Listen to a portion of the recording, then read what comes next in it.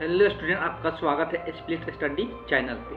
हम लोग objective question discuss कर रहे थे बायोलॉजी का, जिसमें आज हम लोग पार्ट 6 देखने वाले हैं। अगर इसके पहले का अगर आप वीडियो नहीं देखे तो जरूर जाकर देख ले।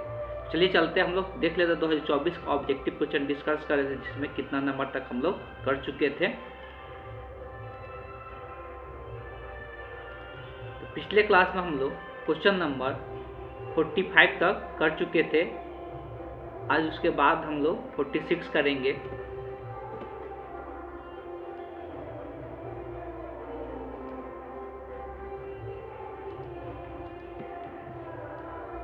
पूछा निम्नलिखित में से कौन लघु बीजाणुधानी का हिस्सा नहीं है। यहाँ पर लघु बीजाणुधानी का बात जब आया हुआ है तो हम लोग बहुत सारी चीजें जानेंगे। ये लघु बीजाणुधानी किसका हिस्सा होता है? तो बेसिकली ये पुष्प का हिस्सा होता है, जिसको हम लोग फूल कहते हैं। ये पुष्प का हिस्सा होता है, जिसको हम लोग क्या कहते हैं, फूल के नाम से जानते हैं। ये पौधों का फूल का हिस्सा होता है। हम लोग पौधे का जब फूल का बात करते हैं तो इसका 4 पार्ट होता है। पौधे का जब फूल का बात करते हैं तो इसका 4 पार्ट होता है। बाह्य दल पुंज, दूसरा होता है दल पुंज, तीसरा होता है पुमंग, चौथा होता है जयांग। अब देखा जाए इसमें से जो 2 होता है बाह्य दल पुंज और जो दल पुंज होता है। बाह्य दल पुंज और जो दल पुंज होता है, ये क्या होता है, सहायक अंग होता है। पुष्प का क्या होता है, सहायक अंग होता है। जो हरा हरा सबसे ऊपर लेयर दिखता है उसको हम लोग बाह्य दल पुंज कहते हैं। और फूलों में जो अलग अलग कलर के जो पत्ती दिखता है उसको हम लोग दल पुंज कहते हैं। पुमंग को बोला जाता है, इसमें पुमंग जो होता है नर जनन अंग बोला जाता है। इसलिए फूल से ही क्या होता है, बीज का निर्माण होता है, और वही बीज हम लोग लगाते हैं तो फिर क्या नए पौधे का निर्माण होता है। इसलिए जो पौधों में जनन का क्रिया होता है वो कहाँ पे होता है, पुष्प में होता है, फूल में होता है। तो पुमंग जो होता है ये क्या होता है, नर जनन अंग होता है फूल का, और ये जयांग जो होता है ये मादा जनन अंग होता है फूल का। बस 2 चीजें ध्यान में रखना है। अब हम लोग जब पुमंग का बात करते हैं तो पुमंग अगर बहुत सारे रहता है, बहुत सारे पुंकेसर को मिलाकर क्या बनता है, पुमंग का निर्माण होता है। तो एक को हम लोग क्या कहते हैं, पुंकेसर के नाम से जानते हैं। एक को हम लोग क्या कहते हैं, पुंकेसर के नाम से जानते हैं। इसको ध्यान में रखना, एक को पुंकेसर के नाम से जानते हैं, इसको हम लोग इंग्लिश में स्टेमेन भी कहते हैं। इसको इंग्लिश में हम लोग क्या कहते हैं, स्टेमेन के नाम से जानते हैं। अब अगर पुमंग का बात करेंगे या पुंकेसर का बात करेंगे तो पुंकेसर जो होता है ये 3 चीजों में बटा हुआ रहता है। पुंकेसर का स्ट्रक्चर अगर देखा जाए तो कुछ इस प्रकार का रहेगा, कुछ इस प्रकार का हम लोग पुंकेसर का स्ट्रक्चर देखने को मिलता है। ये पुंकेसर का स्ट्रक्चर होता है फूलों में, यही पुंकेसर होता है। पुंकेसर का जो सबसे ऊपर वाला हिस्सा होता है, पुंकेसर का जो सबसे ऊपर वाला हिस्सा होता है तो इसको हम लोग क्या कहते हैं, इसको पराग कोश कहते हैं। क्या कहते हैं, इसको हम लोग पराग कोश के नाम से जानते हैं। जो ये डंटी दिख रहा है, इस डंटी को हम लोग कहते हैं पतंतु कहते हैं, पुतंतु कहते हैं, या तंतु के नाम से भी जानते हैं। इसको हम लोग तंतु के नाम से भी जानते हैं। और एक और यहाँ पर जो पराग कोश और जो पुंकेसर, पराग कोश और जो तंतु को जोड़ने वाला हिस्सा होता है उसका भी एक हमें नाम देते हैं। इसको हम लोग बोलते हैं योजी। क्या कहते हैं, इसको योजी के नाम से जानते हैं। अब हम लोग बात करेंगे इसमें किसका, तब पराग कोश में। इसलिए पराग कोश में क्या होता है, परागकण का निर्माण होता है। पराग कोश में क्या होता है, परागकण का निर्माण होता है। जो पराग कोश होता है वो चतुष्कोणीय संरचना का होता है। कैसा संरचना होता है, इसका चतुष्कोणीय। अगर ऊपर से काट के देखा जाए इसका ऊपर में इस प्रकार का स्ट्रक्चर देखने को मिलता है। ये 4 हिस्सों में क्या रहता है, बटा हुआ रहता है। यहाँ पर 4 कोनों में क्या रहता है, बटा हुआ रहता है। तो ये 4 चतुष्कोणीय इसको बोलते हैं।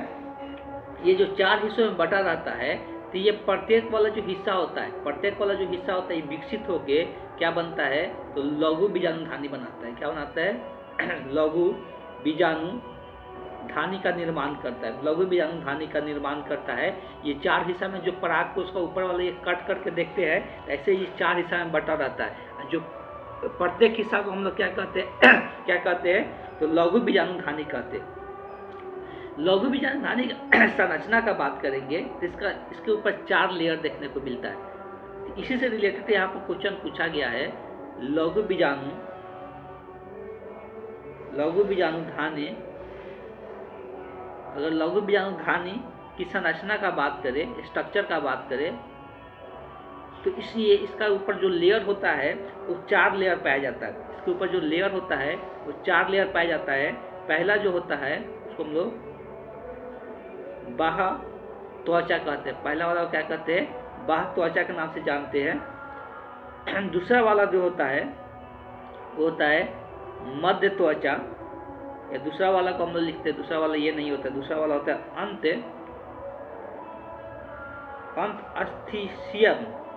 अस्थिसियम होता है, अंत अस्थिसियम के नाम से जानते हैं।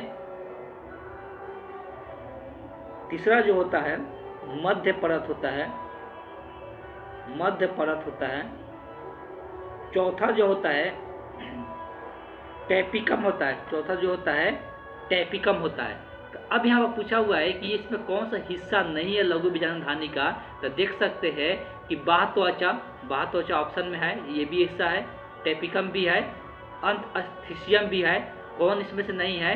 तो ये बीजाणु द्वार, ये बीजाणु द्वार किस में पाया जाता है? तो अभी हम लोग पढ़ रहे थे कि ये जो फूल का पार्ट होता है जयांग जो होता है स्त्री केसर होता है, इसमें आता है बीजाणु द्वार। तो यही जो है ये लघु बीजाणु धानी का हिस्सा नहीं है। तो इसका जो करेक्ट ऑप्शन होगा option D is the correct option हो जाएगा, माइक्रोपाइल हो जाएगा। ठीक है, इस क्वेश्चन का जो करेक्ट ऑप्शन होगा option D is the correct option हो गया। चलिए चलते हैं नेक्स्ट क्वेश्चन देखते हैं।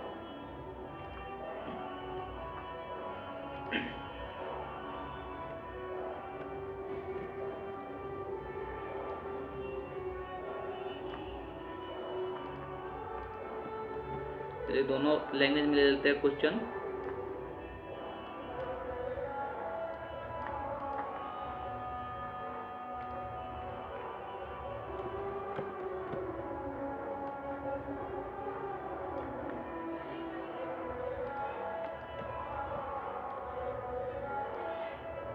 अब यहाँ बात किया जा रहा है आवृतबीजी पौधे।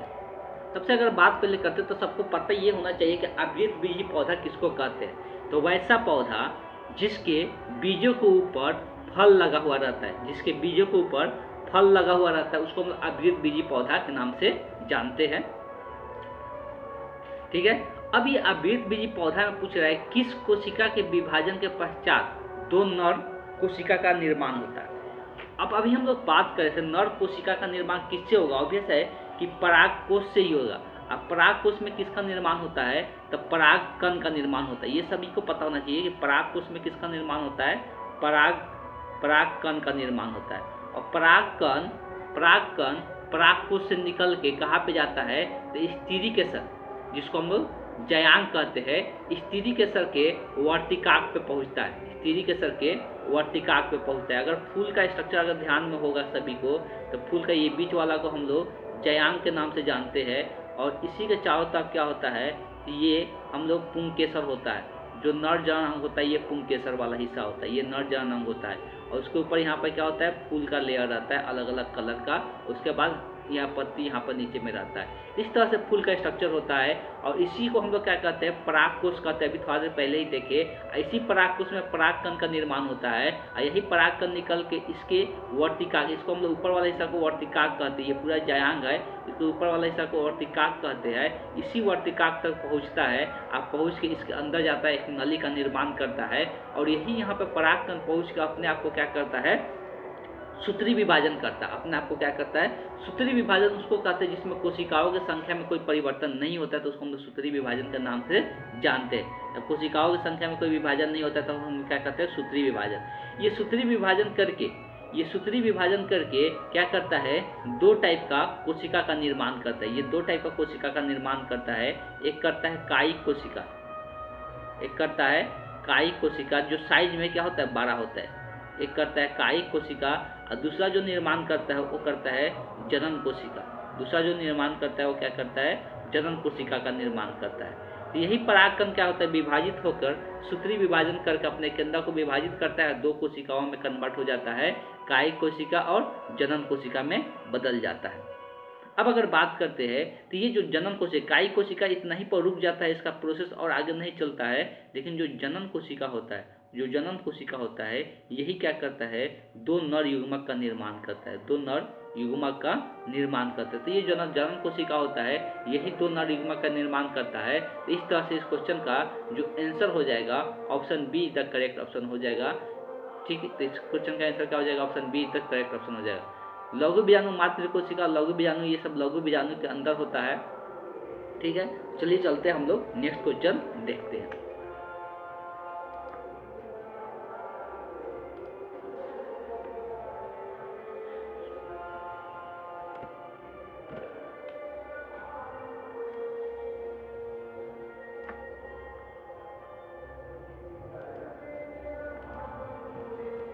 अगला क्वेश्चन आ गया अंड समुच से। अंड समुच को समझने के लिए, अंड समुच को समझने के लिए सबसे पहले हम लोग को क्या समझना पड़ेगा, तो जयांग के स्ट्रक्चर के बारे में हम लोग को समझना पड़ेगा। किसको, जिसको हम लोग स्त्री केसर के नाम से भी जानते हैं, जिसको हम लोग स्त्री केसर के नाम से भी जानते हैं।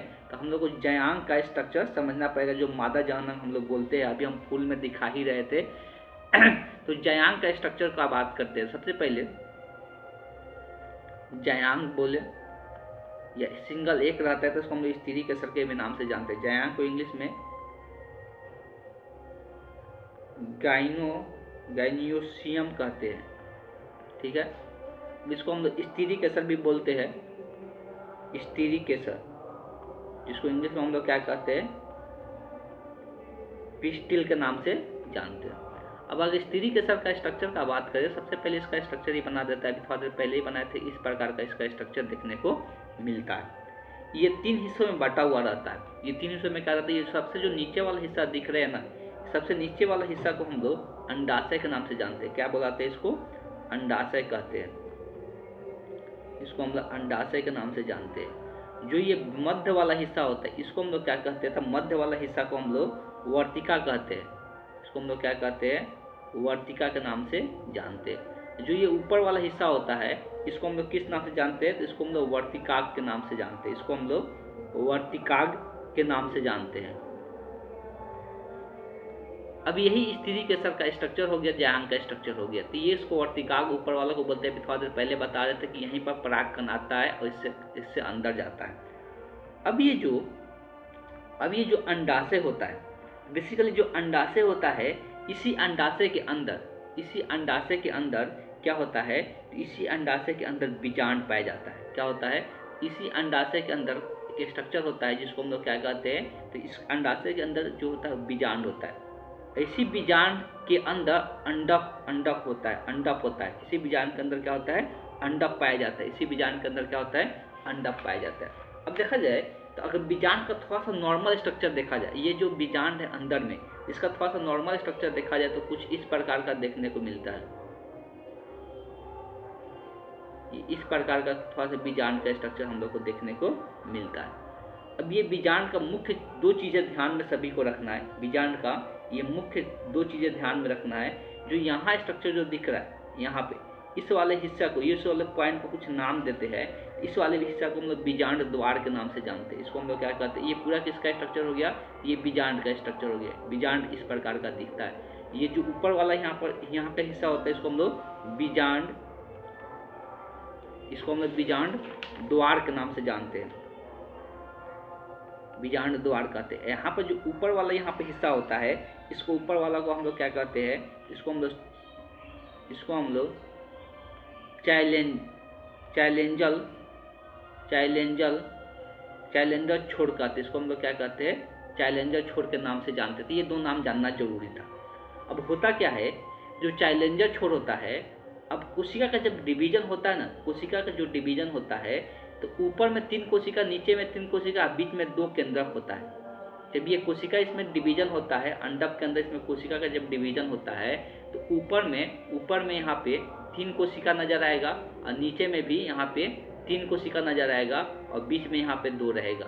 ऊपर में 3, नीचे में 3 और बीच में क्या रहता है, 2 केंद्रक रहता है। ठीक है, जो ये ऊपर वाला होता है, जो यहाँ वाला 3 कोशिका होता है, इस तीनों कोशिका को हम लोग क्या कहते हैं, तो अंड कोशिका के नाम से जानते हैं। इसको हम लोग क्या कहते हैं, अंड समुच्चय कहते हैं। इसको हम लोग क्या कहते हैं, अंड समुच्चय के नाम से जानते हैं। और जो ये ऊपर वाला 3 होता है, जो ऊपर ऊपर वाला 3 होता है इसको हम लोग किस नाम से जानते हैं? इसको हम लोग कहते हैं, ठीक है, इसको हम लोग क्या कहते हैं? हाँ ठीक, इसको हम लोग कहते हैं प्रतिव्यसांत, प्रतिव्यसांत कोशिकाएं। इसको हम लोग क्या कहते हैं? प्रतिव्यसांत कोशिकाएं कहते हैं, तो इसको हम लोग प्रतिव्यसांत कोशिकाएं कहते हैं, नीचे वाला को अंड समुच्चय कहते हैं। अभी जो चर्चा हो रहा है, बीच वाला को हम लोग सेंट्रल कोशिका कहते हैं। बीच वाला को हम लोग क्या कहते हैं, ये भी ध्यान में रखना है। तो बीच वाला को हम लोग सेंट्रल कोशिका के नाम से जानते हैं। बीच वाला को हम लोग सेंट्रल कोशिका कहते हैं। तो आप सभी समझ में आ गया। इसको प्रतिव्यसांत, इसको हम लोग क्या कहते हैं? प्रतिव्यसांत कोशिका कहते हैं। नीचे वाला को अंड कोशिका कहते हैं। अब यहाँ पे जो क्वेश्चन में बात हो रहा है, किसका बात हो रहा है? अंड समुच्चय वाला को। इस नीचे वाला को अंड समुच्चय कहते हैं। तो ये जो अंड समुच्चय होता है, अब यहाँ पे थोड़ा सा और डिटेल जानकारी लेंगे किसका? अंड समुच्चय का। तो अंड समुच्चय में कितना? तो 3 कोशिका होता है। अंड समुच्चय का 3 कोशिका होता है, जिसमें से जो बीच में होता है उसको हम लोग अंड कोशिका कहते हैं। एक इसमें क्या होता है? तो एक इसमें अंड कोशिका होता है, इसमें एक अंड कोशिका होता है। और 2 का बात करेंगे तो 2 का हम लोग 2 कोशिका जो बचता है उसको हम लोग 2 सहायक कोशिका होता है। क्या होता है? 2 सहायक कोशिका होता है, 2 सहायक कोशिका होता है। इस बात को ध्यान में रखना है कि इसमें एक अंड कोशिका होता है, 2 सहायक कोशिका देखने को मिलता है। अब यहाँ पर बोल रहा है, अच्छा एक और चीज ध्यान में रखी जाए कि इसमें तंतु रूप समुच्चय किसमें होता है? तो ये अंड कोशिका का समुच्चय में ही तंतु रूप समुच्चय पाया जाता है। इसके जैसे कि सहायक कोशिका में अंगुली लाइक स्ट्रक्चर निकला रहता है, जिसको तंतुमय हम लोग कहते हैं। जो सहायक कोशिका होता है इसी में एक अंगुली लाइक स्ट्रक्चर निकला रहता है, जिसको हम लोग क्या कहते हैं? तंतु रूप समुच्चय कहते हैं। तो बोला है अंड समुच्चय का कौन हिस्सा नहीं है? तो सहायक कोशिका है, अंड तो है ही अंड कोशिका, तंतु रूप समुच्चय भी है, प्रतिव्यसांत नहीं होता है, इसलिए प्रतिव्यसांत पूरा यहाँ पर ऊपर वाला आ जाता है, जिसको हम 3 कोशिका को हम लोग प्रतिव्यसांत कोशिका कहते हैं। तो कौन इसका हिस्सा नहीं है? तो प्रतिव्यसांत हिस्सा नहीं है। तो इस क्वेश्चन का जो करेक्ट ऑप्शन होगा, option see the correct option हो जाएगा। चलिए चलते हैं, नेक्स्ट क्वेश्चन देखते हैं।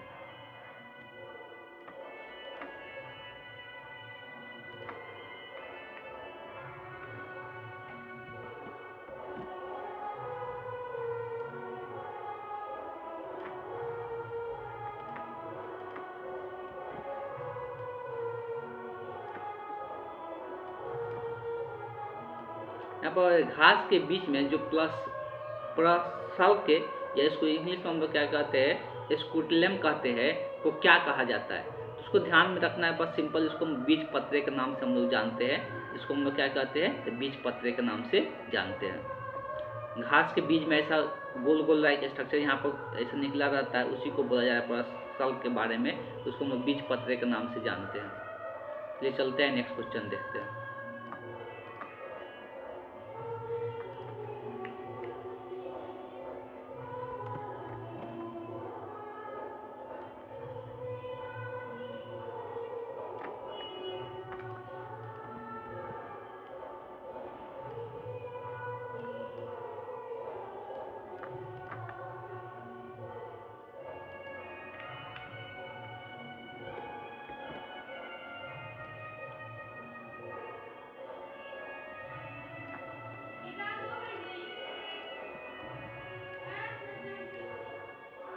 यहाँ बात किया जा रहा है, ये डायरेक्ट बुक में अगर देखेंगे तो डायरेक्ट ये मिलता है। बुक में अगर जाकर ढूंढेंगे तो ये डायरेक्ट मिलेगा। क्या मिलेगा? तो सप्रभाविता क्या होता है, अपूर्ण प्रभाविता क्या होता है। तो अपूर्ण प्रभाविता का एग्जाम्पल गुलाब वाला ही एग्जाम्पल दिया हुआ है बुक में, कि अगर एक लाल फूल है और एक कैसा फूल है? सफ़ेद फूल है। दोनों के बीच में अगर क्रॉस होता है तो मेंडल के नियम के अनुसार पहला जनरेशन में या तो सभी के सभी लाल होना चाहिए या सभी के सभी, मतलब जो प्रभावी होगा उसका लक्षण दिखना चाहिए था। जो प्रभावी होता है उसका लक्षण दिखना चाहिए था। लेकिन जब ऐसा नहीं होता है, कोई दूसरा कलर बन जाता है फूल का, तो उसको हम लोग क्या कहते हैं? अपूर्ण प्रभाविता कहते हैं। किसका प्रभावी रूप नहीं देखने को मिला। जैसे अगर सिंपल अगर सभी स्ट्रक्चर को समझाने की कोशिश करें तो देखा जाए, अगर प्रभाविता का बात करते तो प्रभाविता किसको बोलते हैं? तो बताया गया था कि अगर कोई लंबा लंबा पौधा है तो उसको कारक को हम लोग किसे दिखाते हैं, इसके कारक को कैपिटल टू, जो स्मॉल पौधा है, जो बौना पौधा है, उसको हम लोग कारक को स्मॉल टी दिखाते हैं। तो देखे थे कि पहला जनरेशन में अगर ये पहले क्या होता है, टूटता है, तो इससे अगर इस कैपिटल टी और स्मॉल टी एक साथ मिलता है, अगर ये पहले टूटेगा तो कैपिटल टी में टूटेगा और ये स्मॉल टी और स्मॉल टी में डिवीजन होगा। तो अगर इसके साथ इसका मिलन होगा तो ये जो बनेगा कैपिटल टी स्मॉल टी का निर्माण होगा। अगर इसके साथ इसका मिलन होगा तो ये जो बनेगा ये भी कैपिटल टी स्मॉल टी बनेगा। अगर इसके साथ इसका मिलन होगा तो ये जो बनेगा कैपिटल टी स्मॉल टी होगा।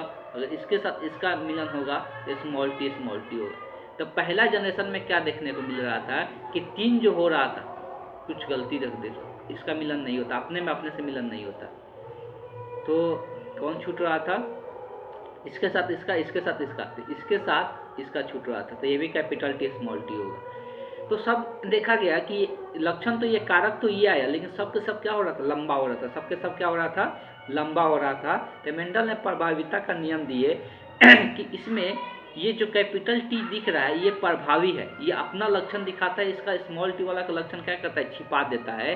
तो इसी को हम लोग क्या कहते हैं, प्रभाविता का लक्षण कहते हैं। इसलिए सबके सब क्या दिख रहा था, लंबा दिख रहा था। तो वैसे जब गुलाब के फूल में देखा गया, जैसे मान लेते हैं कि रेड और सफ़ेद का बात हो रहा है, अब इसमें कौन प्रभाविता है, हम लोग मान लेते हैं कि रेड वाला ही प्रभावी है, तो उसको स्मॉल आर से दिखाएंगे, और जो रेड है, ठीक है, लाल है, और जो सफ़ेद है उसको हम लोग किससे दिखाएंगे, तो सफ़ेद वाला को स्मॉल आर से दिखाएंगे। तो इसके बीच में अगर मिलन होगा, इसके बीच में, तो यहाँ स्मॉल आर में पहले टूटेगा, और सॉरी यहाँ पे स्मॉल आर में टूटेगा, और ये जब इसके साथ मिलेगा तो कैपिटल आर स्मॉल आर होगा। ये भी इसके साथ जब मिलेगा तो क्या होगा, कैपिटल आर स्मॉल आर होगा। ये भी इसके साथ मिलेगा तो कैपिटल आर स्मॉल आर ही होगा। ये भी इसके साथ मिलेगा तो कैपिटल आर स्मॉल आर ही होगा। तो इसमें क्या है, अगर ये लाल वाला प्रभावी है तो पहला जनरेशन में सबके सब क्या दिखना चाहिए था, लाल दिखना चाहिए था। या सफ़ेद वाला प्रभावित करता तो सबके सब क्या दिखना चाहिए था, सफ़ेद दिखना चाहिए था। लेकिन इसमें क्या बन गया, पहला पीढ़ी में गुलाबी फूल बन गया, मतलब दोनों में से किसी का लक्षण नहीं नजर आया। तो उसी को हम लोग क्या कहते हैं, अपूर्ण प्रभाविता के नाम से जानते हैं। उसी को हम लोग क्या कहते हैं, अपूर्ण प्रभाविता के नाम से जानते हैं। एक होता है सहप्रभाविता।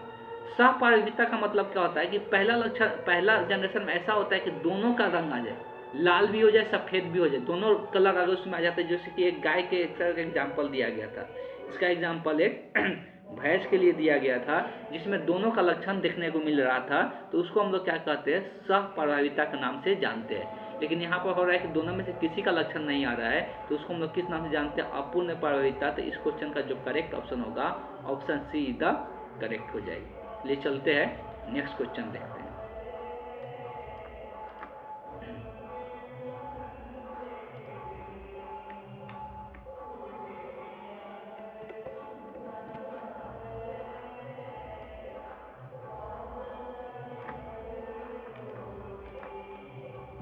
अभी हमें बात किया जाए निम्नलिखित में से कौन सा कथन असत्य है।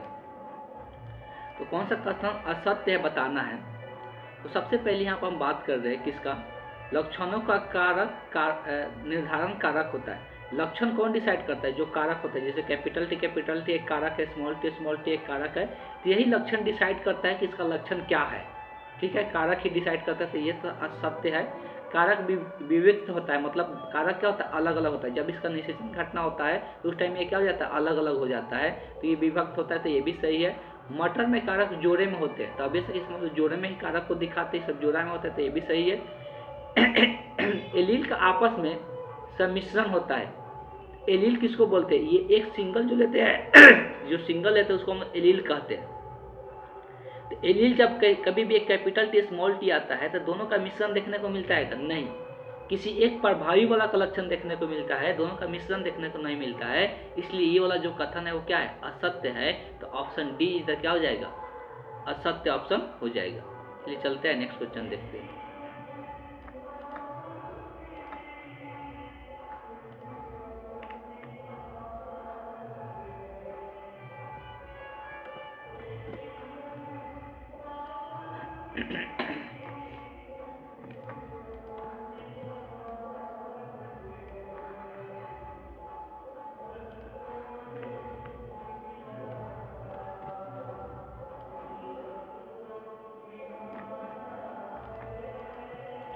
चलिए, तो यहाँ पर बोला जा रहा है कि स्वतंत्र अपयूहन का नियम क्या है। तो स्वतंत्र का मतलब होता है कि अपने आप क्या हो जाता है, उसका अलग अलग हो जाता है। जो कारक होता है वो अपने आप क्या हो जाता है, अलग अलग उसका डिवीजन हो जाता है। एलील का सम्मिश्रण नहीं होता है, एलील का सम्मिश्रण नहीं होता है। ठीक है, कि यहाँ पर लिखा जा रहा है कि एलील का सम्मिश्रण नहीं होता है। तो कोशिका का आधार क्या होता है? अब कोशिका का आधार एलील का सम्मिश्रण नहीं होता है, ये नहीं होगा। एक युग्म में अलील युग्मक बनाते समय अलग होता है। अब देखा जाए जब युग्मक बनता है तो उस टाइम अलील जो होता है युग्मक बनते समय अलग होता है। बेसिकली एलील अलग नहीं होता है, इस बात को थोड़ा समझिए कि हम यहाँ पर दिखा तो देते हैं कि टी है तो ये अलग हो रहा है। बेसिकली ये अलग नहीं होता है। अलग जो होता है कौन होता है, तो क्रोमोसोम होता है।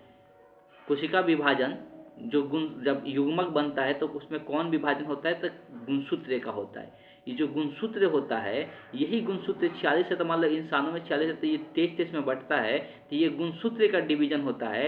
जिस प्रकार गुणसूत्र का डिवीजन होता है उसी प्रकार इसके साथ एक गुणसूत्र, इसका एक एलील इस पर चला जाता है, एक एलील इधर आ जाता है, एक एलील इस पर चला जाएगा, एक एलील इस पर आ जाएगा। तो इस तरह से गुणसूत्र का विभाजन के दौरान जब गुणसूत्र अलग अलग होता है तो उसी के दौरान क्या होता है, एलील भी उसका अलग अलग हो जाता है। एलील का अलग अलग नहीं किया जाता है, गुणसूत्र को अलग अलग किया जाता है, जिसके कारण वो भी कहा जाता है एलील भी अलग अलग हो जाता है। इस कारण से इस क्वेश्चन का जो करेक्ट ऑप्शन होगा, option D the correct option हो जाएगा। ऐसा करते हैं, आज के क्लास को यहीं तक रहने देते हैं। अगले क्लास में हम लोग नेक्स्ट क्वेश्चन, आगे का क्वेश्चन को डिस्कस करेंगे।